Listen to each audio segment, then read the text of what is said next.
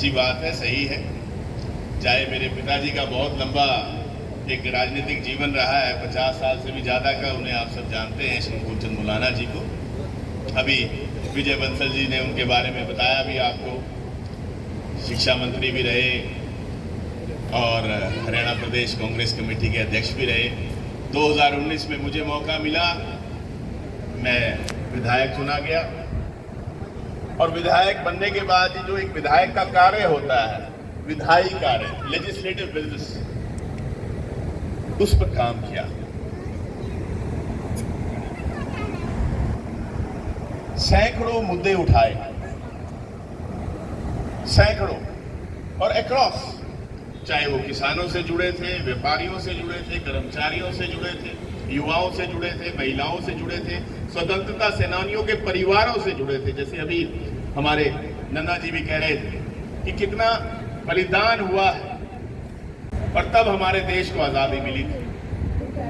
और दुख की बात है कि अभी जो स्वतंत्रता सेनानी सम्मान समिति बना करती थी, जो ध्यान रखा करती थी स्वतंत्रता सेनानियों के परिवारों की, जब से ये सरकार बनी है वो समिति फिर से बनी नहीं। तो जब आजादी का 75वां वर्ष अभी मनाया गया तो मैंने विधानसभा में बात रखी कि जिनके कारण हम अपनी आजादी का 75वां वर्ष मना रहे हैं, हमें उनके बारे में भी सोचना चाहिए।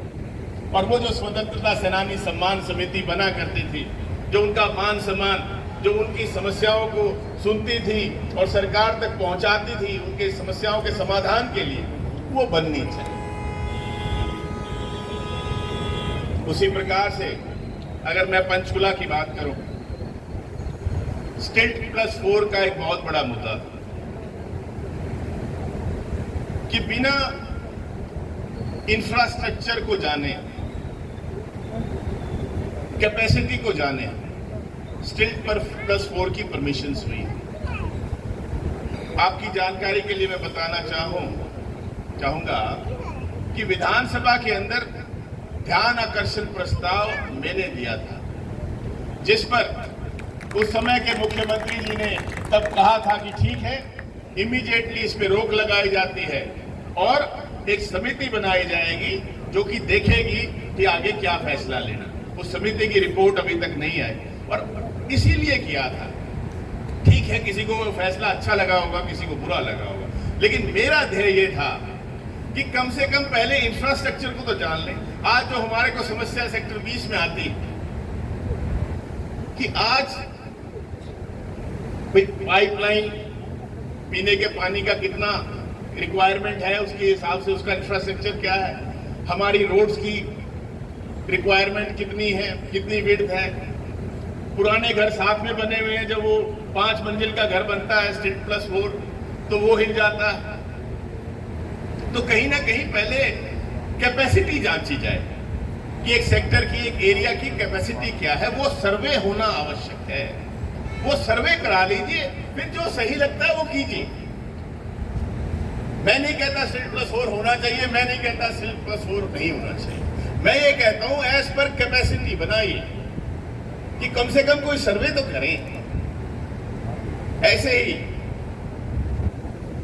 हमारी गौशालाओं के लिए कि बहुत इस बार जो है फंड बढ़ाया गया था। मैंने विधानसभा में सवाल लगाया कि अभी बता तो दीजिए कि वो जो फंड एलोकेट किया था वो खर्च कितना हुआ। मेरे सवाल लगाने के बाद गौशालाओं में वो पैसे गए, उससे पहले गए नहीं। मैं खुद गौशाला का मेंबर हूं जी, कि सिर्फ बोलने के लिए नहीं। और मैंने ये भी सवाल लगा के पूछा कि क्यों नहीं हमारी जो गौशालाएं हैं उनका एक सर्वे होना चाहिए कि उनकी कैपेसिटी क्या है। कि मान लीजिए किसी गौशाला की कैपेसिटी हो 200 गौ और उसके अंदर मौके पर 400 गौएं, तो वहां बड़ी समस्या खड़ी हो जाती है। और ऐसे ही कई गौशालाएं होंगी जिनकी कैपेसिटी 500 की है और वहां गौ माता जो है वो 200 है। तो कम से कम पहले कैपेसिटी उसके निर्धारण होना चाहिए, जिससे कि सही तरीके से चल सके गौशाला। लेकिन दुख के साथ कहना पड़ रहा है कि ऐसा कोई सर्वे अभी तक नहीं हुआ। सवाल जो हम विधानसभा में उठाते हैं जी, वो इसीलिए उठाते हैं कि वो जो प्रॉब्लम है, वो जो समस्या है, वो सरकार के ध्यान में आए, जिससे कि उसका समाधान निकाला जा सके। ये ध्येय होता है सवाल लगाने का। ऐसे ही लंपी स्किन, जब हमारे गौ माताओं के साथ एक बहुत बड़ा ये दुखद बीमारी आई थी, उसके बारे में भी मैंने ही कहा था कि भी जल्द से जल्द, चाहे वो उसकी वैक्सीन की बात हो, और जो गौ पालक हैं उनको सहारा लगाया जाए। गौओं को भी सहारा लगे और गौ पालकों को भी सहारा लगे। उसी प्रकार से अगर हम अपनी इंडस्ट्री की बात करें, दुख के साथ कहना पड़ता है कि जब मैंने सवाल लगा के पूछा, एक नया इंडस्ट्रियल एरिया हमारे प्रदेश में नहीं लगा। 8000 के करीब हमारे जो इंडस्ट्रियल प्लॉट्स हैं वो खाली पड़े हैं। ये सवाल लगा के मैंने जानकारी मांगी थी, क्योंकि कहीं ना कहीं जो हमारी इंडस्ट्रियल पॉलिसी है वो फेल हुई है।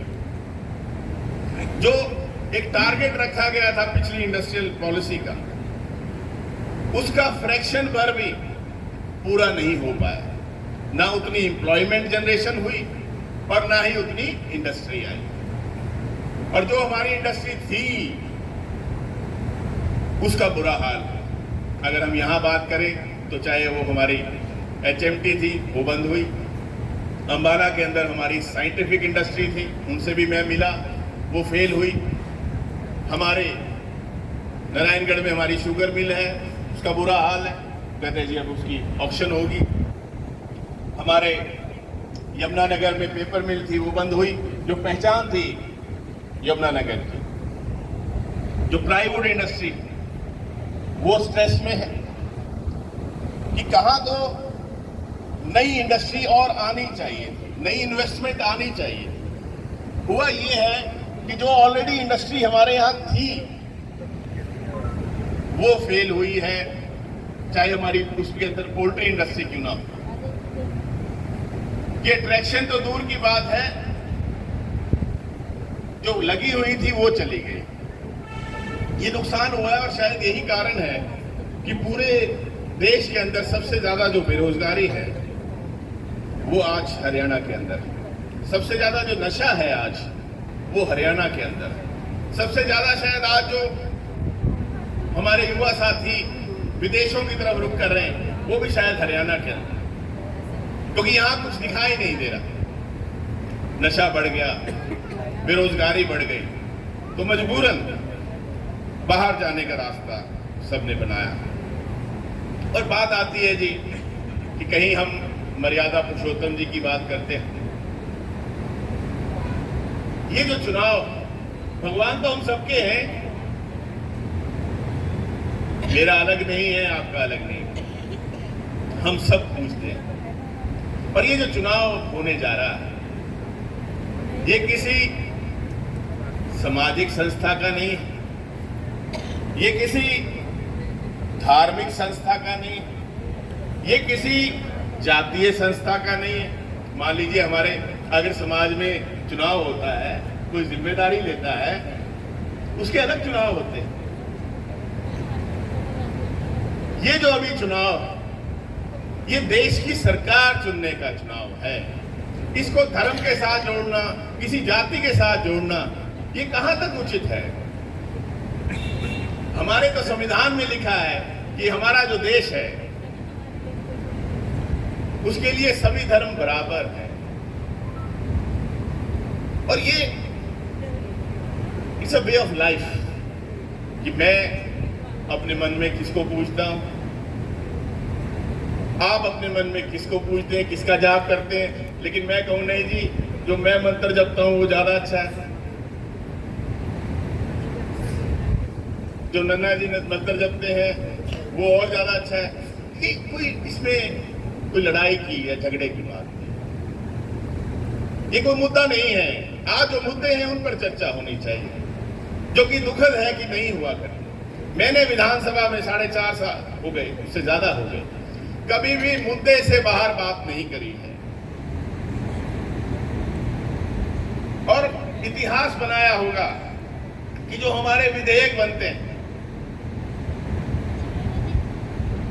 कितने ही विधेयकों को बदलवाया है प्रदेश हित में, प्रदेशवासियों के हित में। एक बिल आया था, आपसे साझा कर रहा हूं, म्युनिसिपल कमेटी और म्युनिसिपल कॉर्पोरेशंस के लिए।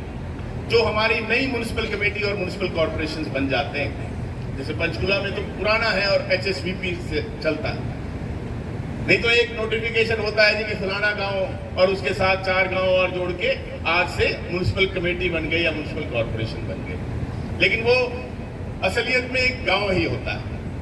अब गांव के अंदर आप जानते हैं कि सबके पास तो नौकरी नहीं, कोई गौ माता को रखता है अपने पास, कोई किसी और जीव को रखता है अपने बच्चों का पेट पालता। तो एक विधेयक आया कि अब से कोई भी व्यक्ति जो म्युनिसिपल कमेटी और कॉर्पोरेशन में अलग अलग